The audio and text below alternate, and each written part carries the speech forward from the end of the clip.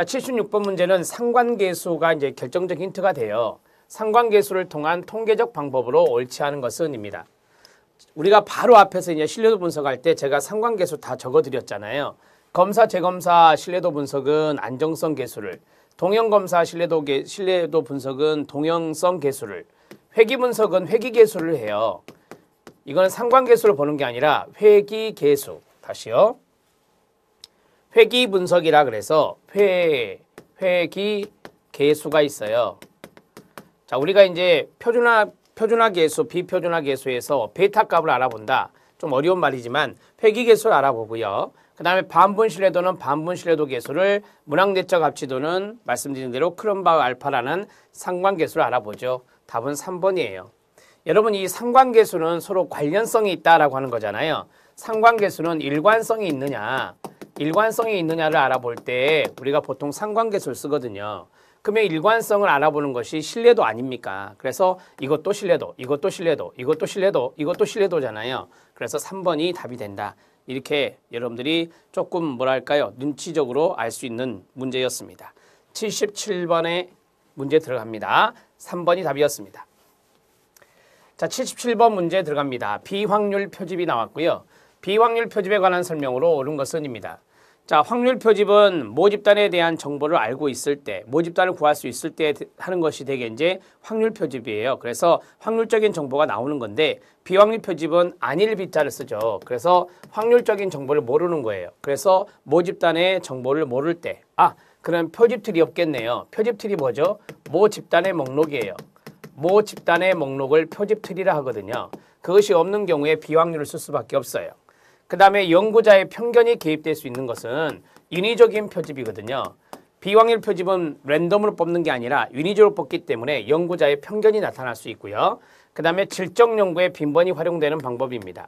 우리가 이제 질적 연구는 소수를 대상으로 하는 연구라고 배웠죠. 그래서 여기 있는 비확률 표집에 우리가 앞에서 풀었던 눈덩이 표집, 이런 거 누적 표집은요, 소수를 대상으로 하는 거고요. 확률 표집은 모집단을 구할 수 있기 때문에 다수를 조사하는 게 확률 표집이에요. 그래서 질적 연구에서 많이 활용할 수 있는 것이 비확률 표집입니다.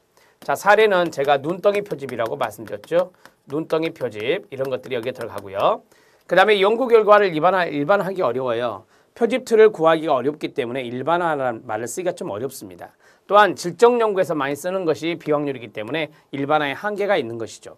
일반화할 수 있는 것은 뭐예요? 네, 확률 표집이죠.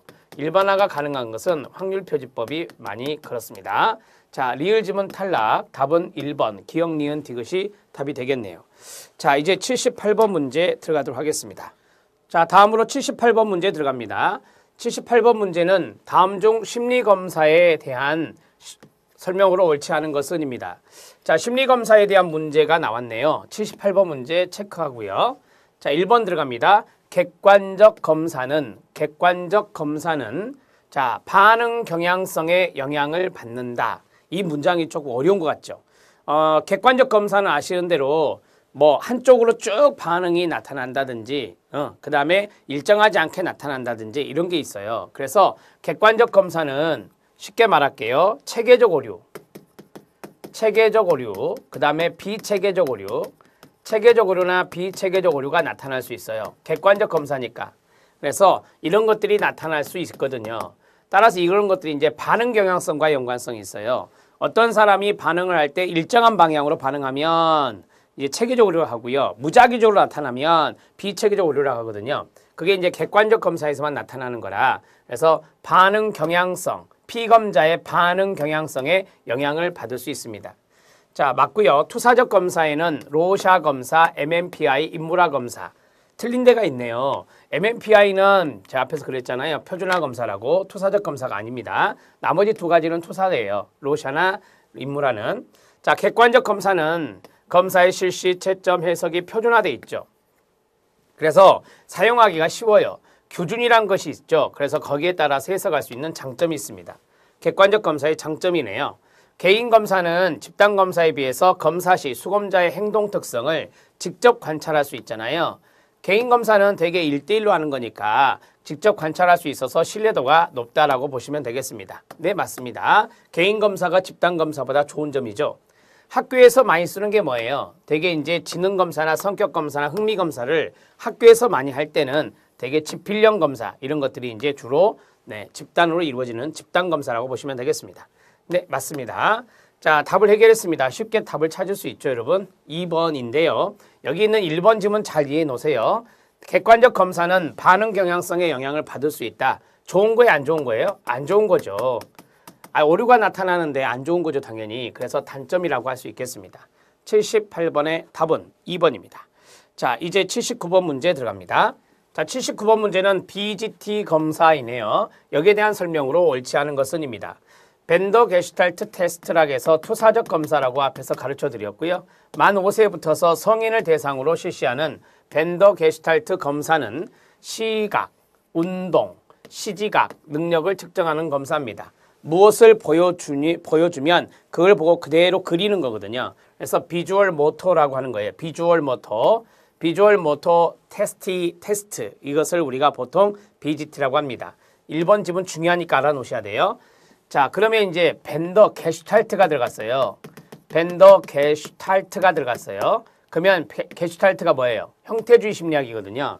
형태주의 심리학의 창시자인 베르트 타이머가 형태 지각 실험에 사용한 여러 기하학적 도형 중에 9개를 선택했다고 합니다. 자, 그 다음에 교육 정도, 중등교육과 대학교육에 따라서 두 가지의 규준표가 있다는 것 참고적으로 알아놓고요. 전적으로 객관적인 거 아닙니다. 투사적 검사라고 말씀을 드렸어요. 자, 9개의 도형을 보여줄 테니 시각, 가능한 한 그림과 똑같이 그려보세요. 운동, 그리는 것은 운동적인 것이니까 그래서 시각 운동, 비주얼 모터라고 보시면 됩니다. 이렇게 지시합니다. 자, 이 BGT 검사에 대한 기본적인 것들을 조금 이야기했고요. 여기에서 잘못된 부분이 있었죠. 잘못된 부분은 4번입니다. 객관적 검사가 아니라 투사적 검사라는 것을 알고 있으면 풀 수 있는 문제였습니다. 자, BGT 내용도 조금 알아놓는 게 좋을 것 같습니다. BGT 검사 체크.